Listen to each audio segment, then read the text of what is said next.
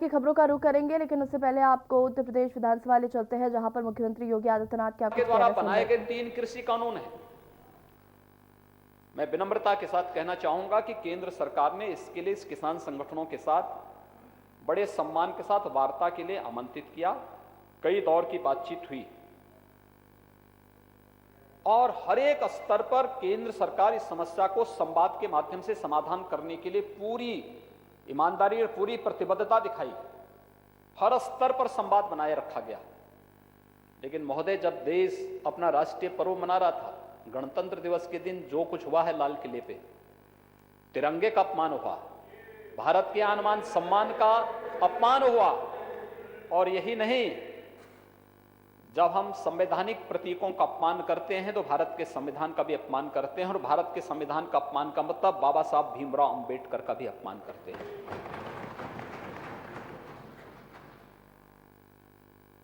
कौन वे लोग हैं जो इस आंदोलन की आड़ में आकर के भारत की छवि को देश के अंदर भी और दुनिया के अंदर भी खराब करने का प्रयास कर रहे हैं? क्या ये साजिश नहीं? जब भारत दुनिया के अंदर अपनी एक धमक के साथ आगे बढ़ रहा है, दुनिया के अंदर भारत एकमात्र देश है जिसने दो कोरोना के वैक्सीन बनाए हैं, लॉन्च किए हैं। न केवल अपने देशवासियों को दे रहा है, बल्कि दुनिया के अपने मित्र देशों को भी पहुंचाने का कार्य कर रहा है। वह दिन आप भूले नहीं होंगे जब भारत की वैक्सीन ब्राजील को जाती है तो ब्राजील के राष्ट्रपति जी ने संजीवनी बूटी से उसकी तुलना की कि जैसे हनुमान जी संजीवनी बूटी लेकर के आए थे लक्ष्मण जी का प्राण बचाने के लिए, ऐसे ही ये कोरोना वैक्सीन जो भारत ने विकसित की है, ये हमारे देशवासियों के लिए संजीवनी बूटी का कार्य करेगी। जब ये देश और यानी दुनिया के अंदर अपनी इस धमक को बना रहा है, जब दुनिया के अंदर भारत की एक नई पहचान बन रही है, और जब दुनिया का सबसे ज्यादा निवेश भारत के अंदर आ रहा है और सबसे अच्छे निवेश के गंतव्य के रूप में भारत एक नई धमक के साथ दुनिया के अंदर जा रहा है, दुनिया में अपनी एक नई पहचान बना रहा है, तब भारत की छवि को धूमिल करने के लिए कुत्सित प्रयास किस रूप में हो रहे हैं, ये किसी से छुपा हुआ नहीं है। ये घड़ियाली आंसू बहा देने से किसानों की समस्या का समाधान नहीं होने वाला है।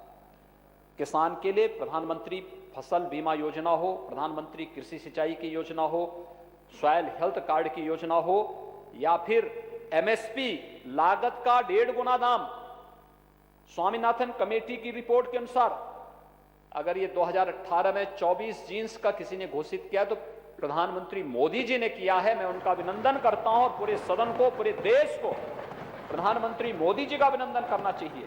और यही नहीं, देश के 12 करोड़ किसानों को प्रधानमंत्री किसान सम्मान निधि का लाभ भी देने का काम, 6,000 रुपए सालाना देने का काम किसी ने किया है तो प्रधानमंत्री मोदी जी ने किया है। किसानों के हित के लिए इतने बड़े बड़े काम हो रहे हैं। ये 3 कृषि कानून भी उसी श्रृंखला का हिस्सा है। मैं केवल एक उदाहरण आपके सामने देना चाहता हूं। उसमें से एक कानून है मंडी से संबंधित एपीएमसी एक्ट। ये मंडी की बाध्यता को समाप्त करता है। मैं किसान हूं, अगर मेरी मर्जी आएगी मैं मंडी समिति में जाऊंगा, और मेरी मर्जी आती है कि मैं मंडी में नहीं जाना चाहता तो कहीं भी मैं अपनी उपज को बेच सकता, अपने खेत में, अपने खलिहान में, या फिर मुझे लगता है कि यूपी में अच्छा दाम नहीं मिल रहा है, मुझे यूपी के बाहर अच्छा दाम मिलेगा, मैं लेके जाऊंगा, मेरी उपज पर कोई टैक्स नहीं लगेगा। ये गारंटी देश के किसानों को ये कानून देता है। लेकिन जो बीच के दलाल हैं उनको बुरा लग रहा है। ये लाभ किसान को क्यों मिलेगा? ये लाभ किसान को क्यों देने का प्रयास हो रहा है? एक छोटा सा उदाहरण मैं देता हूं। अभी 1.5 महीने पहले मेरे पास उद्यान विभाग ने एक कार्यक्रम के लिए मुझसे अनुरोध किया कि एक स्ट्रॉबेरी फेस्टिवल है झांसी में, इसका उद्घाटन करना है। महोदय, स्ट्रॉबेरी फेस्टिवल का उद्घाटन मैं वहां पर प्रदेश के अंदर चल रहे इस आंदोलन के कारण मैं वहां फिजिकली उपस्थित नहीं हो पाया, तो मैंने उनसे आग्रह किया कि मैं वर्चुअली इसका उद्घाटन कर लूंगा। उन्होंने कहा हाँ, हम चाहते हैं केवल आप उद्घाटन कर लें। तो मैंने वर्चुअली उद्घाटन किया। बुंदेलखंड में स्ट्रॉबेरी का उत्पादन एक नया प्रयोग, एक नया अनुभव। आदरणीय प्रधानमंत्री जी ने अपने मन की बात में उसकी चर्चा भी की। मैंने उस परिवार को बुलाया। झांसी में एक चावला सिख परिवार की एक युवती ने पहले घर की छत के ऊपर स्ट्रॉबेरी का उत्पादन शुरू किया और बाद में 1.5 एकड़ खेती में उन्होंने स्ट्रॉबेरी की खेती प्रारंभ की। एक सामान्य किसान जब अपने 1.5 एकड़ खेती में धान या गेहूं की फसल पैदा करता है तो साल में उसको मुश्किल से दोनों फसलों को मिलाकर के हम देखेंगे तो कुल उसका लाभ मुश्किल से 30 से 40 हजार रुपए का ही लाभ वो कमा सकता है, इससे ज्यादा नहीं कमा सकता। और 1.5 एकड़ की खेती में इस परिवार ने 4 महीने के अंदर कितना मुनाफा कमाया? 36 लाख का। 36 लाख का। महोदय, यही 36 लाख प्रधानमंत्री मोदी जी हर किसान के जेब में डलवाना चाहते हैं कि जैसा लाभ स्ट्रॉबेरी खेती के माध्यम से एक किसान झांसी के अंदर लाभांश पैदा कर सकता। और वो स्ट्रॉबेरी कहां जा रहा है? कुछ यूपी के मार्केट में, कुछ दिल्ली के मार्केट में, कोई टैक्स नहीं। ये इस कानून ने उस किसान को एक सुरक्षा दी, एक संरक्षण दिया है। और यही बुरा लग रहा है हमारे विपक्ष के मित्रों को जो वॉकआउट करके भाग करके चले गए हैं, जिनको इससे कोई मतलब नहीं, क्योंकि कानून क्या है उनको भी स्वयं मालूम नहीं कानून क्या है, लेकिन बोलना है, विरोध में बोलना है, इसलिए विरोध में बोलेंगे। गन्ना किसानों को 1,23,000 करोड़ रुपए का गन्ना मूल्य का भुगतान हुआ, इसकी चर्चा नहीं करेंगे। खांडसारी को लाइसेंस फ्री कर दिया गया, इसकी चर्चा नहीं करेंगे। गन्ना किसानों की पर्ची में और घटतोली में पूरी तरह पाबंदी लग गई। पूरी प्रतिबद्धता के साथ आज किसान चीनी भी उत्पादन कर सकता है, इथेनॉल भी उत्पादन होगा, खांडसारी भी उत्पादन होगा। उत्तर प्रदेश के अंदर पूरी मजबूती के साथ हो रहा है और किसान को उसका दाम मिल रहा है। ये उनको बुरा लग रहा है, कैसे हो पा रहा है? क्योंकि पहले तो पर्ची में दलाली होती थी, इसके बाद खांडसारी उद्योग में लाइसेंस के नाम पर पैसे ऐंठे जाते थे, फिर चीनी मिलों में अपना खेल अलग से प्रारंभ होता था। आज जब ये सारी चीजें समाप्त हो गई हैं तो विपक्ष के कुछ मित्रों को स्वाभाविक रूप से, जो इस खेल में पहले से रमे हुए खिलाड़ी हैं, तो उनको कहां से अच्छा लगेगा? तो उनकी जो है जो खींच है उस खींच को कहीं ना कहीं तो उतारने का प्रयास करेंगे ही। दूसरा, महोदय, प्रधानमंत्री जी ने बार बार कहा एमएसपी जारी रहेगी। एमएसपी पे हम आज भी धान का क्रय कर रहे हैं। 28 फरवरी तक धान का क्रय हर उस केंद्र पे जो धान क्रय के लिए केंद्र खोले गए हैं उस सब पे धान क्रय लगातार चल रहा है, कहीं कोई समस्या नहीं। बृहद पैमाने पर धान का क्रय प्रदेश के अंदर हो रहा है। उत्तर प्रदेश में मैं कहता हूं जितना हम 1 साल में क्रय कर रहे हैं, बहुजन समाजवादी पार्टी और समाजवादी पार्टी के 5-5 सालों का रिकॉर्ड आप देख लीजिए, जितना इन्होंने 5 साल में नहीं खरीदा, हमने 1 साल में उतना धान किसानों से सीधे खरीदा है और एमएसपी उनके खाते में भेजा है, सीधे उनके खाते में एमएसपी भेजा है। तो एमएसपी का लाभ किसान को देने की गारंटी भी प्रधानमंत्री जी बार बार दे रहे हैं कि एमएसपी जारी रहेगी, किसान पे निर्भर करेगा। अगर एमएसपी से ज्यादा दाम किसान को मार्केट के बाहर अगर मिलता है तो किसान को स्वतंत्रता क्यों नहीं मिलनी चाहिए कि किसान अपनी उपज को सीधे बेचे और उसका मुनाफा कमाए। तीसरा, कॉन्ट्रैक्ट फार्मिंग की जो बात है, ये कॉन्ट्रैक्ट फार्मिंग ये म्यूचुअल अंडरस्टैंडिंग होती है और उसमें किसान के पक्ष में वह म्यूचुअल अंडरस्टैंडिंग होना है, किसी ऐसे व्यक्ति के पक्ष में नहीं। और इसके लिए तो अब एफपीओस बनाने की दिशा में भी प्रयास प्रारंभ हुए हैं। देश के अंदर 1000 नए एफपीओस गठन, 10,000 नए एफपीओस गठन के लिए भारत सरकार सहयोग कर रही है। प्रदेश के अंदर हमने इस प्रक्रिया को आगे बढ़ाना प्रारंभ किया है। हर विकास खंड में एक किसान उत्पादक संगठन बना करके किसान को अधिक से अधिक मुनाफा देने की कार्रवाई प्रारंभ हो रही है। एफपीओस का मतलब या कॉन्ट्रैक्ट फार्मिंग का मतलब यह है कि सभी लोग एक साथ, अब आप देखेंगे पश्चिम में बड़ी जोत के किसान हैं, लेकिन अगर आप पूरब में जाएंगे तो पूरब में छोटी जोत के किसान हैं। सभी लोग छोटी छोटी खेती का काम करते हैं। अगर इसी में कुछ किसान खेती के साथ जुड़े हैं, कुछ फूड प्रोसेसिंग के साथ जुड़ जाएं, कुछ लोग किसी अन्य उसके साथ इथेनॉल के साथ जुड़ जाएं, कुछ लोग बायोफ्यूल के साथ जुड़ जाए और उसी एक खेती को व्यवस्थित रूप से संचालित करके आगे बढ़ा दिया जाए, मैकेनाइज खेती उसमें प्रारंभ कर दी जाए। मुनाफा तो हर एक किसान की जितना रुपया होगा उसके अनुसार, जहां वह 10,000 रुपये कमा रहा है अपने खेत के छोटे से टुकड़े में साल में, अगर उसी में उसको 1 लाख रुपए या 5 लाख रुपए सालाना मिल जाए तो किसान के चेहरे पर खुशहाली लाने का प्रयास है और किसान के आमदनी को कई गुना बढ़ाने की प्रक्रिया के हिस्से हैं, जिससे उसके चेहरे पर खुशहाली आए। और अन्नदाता किसानों के हित के लिए बनाए गए कानून को देश के सभी प्रगतिशील किसानों ने उसका सम्मान किया है, स्वागत किया है। लेकिन उसके आड़ में देश में अराजकता पैदा करने का प्रयास कुत्सित निहित तत्वों के द्वारा करने का जो प्रयास हो रहा है, ये मुझे लगता है कि स्वीकार्य नहीं होना चाहिए और कोई भी स्वाभिमानी समाज इसको स्वीकार नहीं कर सकता है। हमें तथ्यों पर बात करनी चाहिए, तर्कपूर्ण तरीके से अपनी बात को रखनी चाहिए, गुमराह करके नहीं, अराजकता पैदा करके नहीं, तोड़फोड़ करके नहीं, भारत के संवैधानिक प्रतीकों का अपमान करके नहीं और कॉमन मैन के आवागमन को, सामान्य जन के आवागमन को बाधित करके ये सब कार्य नहीं हो सकते हैं। हमें समस्या का समाधान, अगर कहीं कोई कंफ्यूजन है, समाधान संवाद से होगा। लोकतंत्र संवाद की सबसे बड़ी ताकत है। ये लोकतंत्र की ताकत है संवाद। इसमें सहमति असहमति होगी, लेकिन सहमति और सहमति असहमति के बीच में समन्वय स्थापित करना, यही तो लोकतंत्र का काम है। और बार बार इस चीज के लिए केंद्र सरकार कह रही है।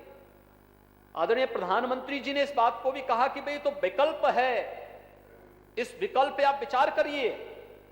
हर प्रकार के आश्वासन दिए गए हैं और उस आश्वासन के साथ मैं तो फिर भी अपील करूंगा सभी उन संगठनों से, यानी जो लोग अराजकता फैलाने पे उतारू हैं, वो पक्ष अलग है, वो तो हर परिस्थिति में करेगा, तो तब भी करते थे। तब अयोध्या के लिए भी कहते थे परिंदा पर नहीं मार सकता, तो अयोध्या में भव्य राम का मंदिर बन ही रहा है। अब इनके परिंदा पर ने मारने से उसमें कौन कर सकता है? ये काम तो हो ही रहा है। हमें कौन सच था, ये सबके सामने है। हम लोग जो बात उस समय कहते थे, 1990 में कहते थे, 1992 में कहते थे, आज भी हम अपनी बात पर अड़िग हैं। हम उससे तनिक भी दरदर नहीं हुए, कभी तनिक भी दरदर नहीं हुए हैं। और मैं फिर इस बात को कहूंगा कि किसानों के हित के लिए हमारी पूरी प्रतिबद्धता है। अगर ये लोग प्रतिबद्ध होते तो बाण सागर परियोजना को समयबद्ध ढंग से काम पूरा क्यों नहीं कर पाए थे? जनता पार्टी की सरकार में स्वर्गीय मोरारजी देसाई जी ने उस योजना का शिलान्यास किया था। पूरा तो हमने किया 2018 में, ये लोग कभी पूरा क्यों नहीं किए? किसान के लिए उसको तकनीक चाहिए, उसको मार्केट चाहिए, उसको खेत के लिए पानी चाहिए, मनरेगा के माध्यम से, कन्वर्जेंस के माध्यम से उसको शासन का संबल चाहिए, हर स्तर पर उसको न्यूनतम समर्थन मूल्य की गारंटी मिलनी चाहिए। हमारे क्रय केंद्र इसकी गारंटी उसे उपलब्ध करा रहे हैं। लेकिन इन सब से इतर जिन लोगों ने किसानों के हकों पर डकैती डालने का काम किया, जिन लोगों ने अपनी सरकार के समय किसानों पर जुल्म ढाए, जिन लोगों ने किसानों को कि यानी गन्ना किसान कितना हतप्रद हो चुका था। 2017 में जब हम आए थे, 2010-11 से गन्ना मूल्य का बकाया बाकी था। किसकी सरकार थी 10-11 में? 12 से 17 के बीच में किसकी सरकार थी? और उसके बाद हमारी सरकार आई, गन्ना मूल्य का भुगतान करना प्रारंभ किया है।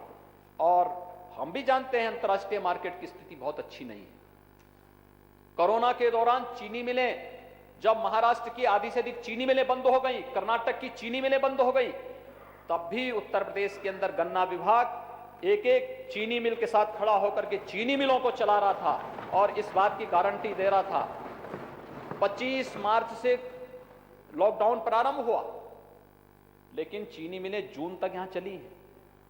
लॉकडाउन के दौरान भी हमने उस प्रकार के उपाय किए कि चीनी मिलें भी चलें, किसान को गन्ना पहुंचाने में दिक्कत न हो। अप्रैल में, 1 अप्रैल से प्रोक्यूरमेंट की कार्रवाई हमने प्रारंभ कर दी थी गेहूं के लिए। जब लॉकडाउन था, उत्तर प्रदेश पहला राज्य था जहां पे गेहूं क्रय केंद्र स्थापित हो गए थे और किसानों को वहां तक पहुंचाने, वहां तक लाने आवश्यकता पड़ती थी तो खेत में जाकर के ही हमारे अधिकारी कर्मचारी वहीं जाकर के उनसे क्रय करते थे कि भाई आपको परेशानी न हो। कोरोना संक्रमण को भी रोकना था। और मैं कह सकता हूं हमारी टीम ने, मेरे चाहे मंत्रिमंडल के सहयोगी हो या हमारी प्रशासनिक टीम हो, पुलिस की टीम हो, हमारे स्वास्थ्य कर्मी हो, स्वच्छता कर्मी हो, कोरोना वॉरियर्स हो, इन सब ने मिलकर के जो कार्य किया उसका परिणाम है कि उत्तर प्रदेश कोरोना प्रबंधन में भी सबसे अच्छा परिणाम दिया है। किसानों के हितों के लिए कार्य करने में भी सबसे अच्छा परिणाम दिया है। और आगे भी उत्तर प्रदेश सरकार किसानों के हित के लिए हर प्रकार से प्रतिबद्ध होकर के कार्य करने के लिए पूरी तरह प्रतिबद्ध है। केंद्र सरकार और राज्य सरकार के समन्वय से किसानों के लिए, नौजवानों के लिए, महिलाओं के लिए, मजदूरों के लिए, व्यापारियों के लिए, समाज के प्रत्येक तबके के लिए पूरी प्रतिबद्धता के साथ कार्य करने के लिए हम लोग पूरी तरह ईमानदारी पूर्वक लगे हुए हैं। और मुझे लगता है, और आपसे भी मैं विनम्र अपील करूंगा अध्यक्ष जी, कि माननीय सदस्यों को बताएं कि अगर कोई मुद्दा उठाते हैं तो सुनने की आदत भी उसमें डालें।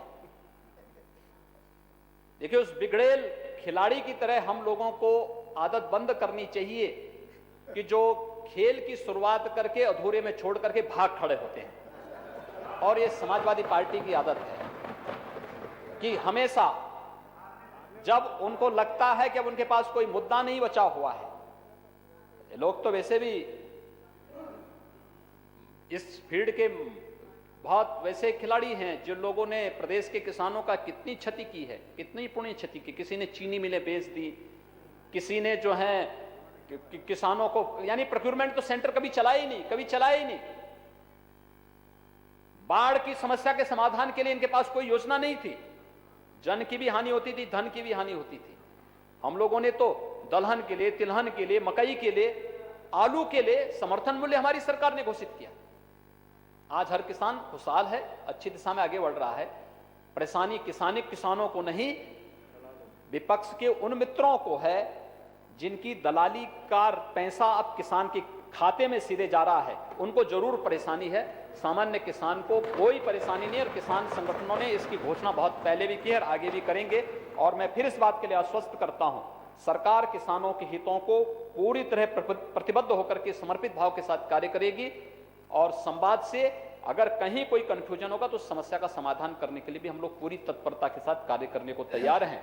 और मुझे लगता है कि कहीं भी किसी पे कोई प्रतिबंध नहीं लगाया गया है, किसी भी प्रकार का कोई भी रोक टोक किसी कार्यक्रम में नहीं है। लेकिन हां, कानून को हाथ में लेकर के आगजनी, तोड़फोड़ या फिर संवैधानिक प्रतीकों का अपमान करने की छूट भी हम किसी को नहीं दे सकते हैं। प्रदेश की 24 करोड़ जनता की सुरक्षा हमारी जिम्मेदारी है और उस 24 करोड़ जनता की सुरक्षा के साथ किसी को भी खिलवाड़ करने की छूट सरकार नहीं देगी। मुझे यही आपसे कहना, यही आपसे विनम्र प्रार्थना करनी थी।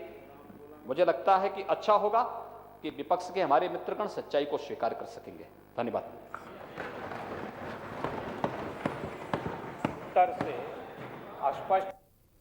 और यहां पर मुख्यमंत्री योगी आदित्यनाथ